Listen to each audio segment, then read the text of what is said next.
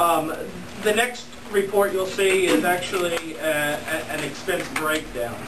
You will see that there are three bar graphs, or three charts inside of the bar graph. One is for the operating expense.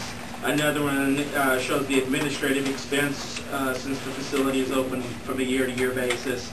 And then the third one is interest paid to the Howard Center, which I'm sure somebody would love to talk a little bit more about that. I know I've received a couple of questions about what that exactly is, John. You will also notice that within this was a couple of questions and answers that when I spoke with John on the phone, I had a few questions for him, and he was nice enough to answer those questions for me, and you'll see that that was included in the packet as well. The last thing I was going to speak about it, just in the data side, is you will see three pie charts provided.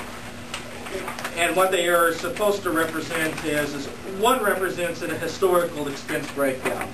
And to show you what the average percentage and what the average cost for each one of those categories, operating expense, administrative expense, and interest paid to the Howard Center, and how it breaks down by percentage-wise. And the reason why it's important to look at that is then if you look at the last two fiscal years, you'll see there hasn't been necessarily a significant change as far as the actual averages or the cost compared to the average over the last 20 years. That's pretty much just a breakdown of the data that was presented to us by the Howard Center, and taking those numbers and, of course, putting them into a graph format so you could look at it and do some comparisons over year compared to some historical data.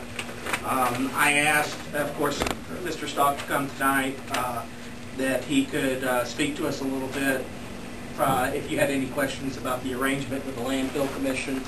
Of course, the Howard Center arrangement, the contract is with the Landfill Commission, which we have a member who sits on the Landfill Commission, Councilman Frohart. And I wasn't expecting John. That's a great opportunity to have John here too, so he might answer any direct questions you might have about the Howard Center itself and the recycling services that were provided.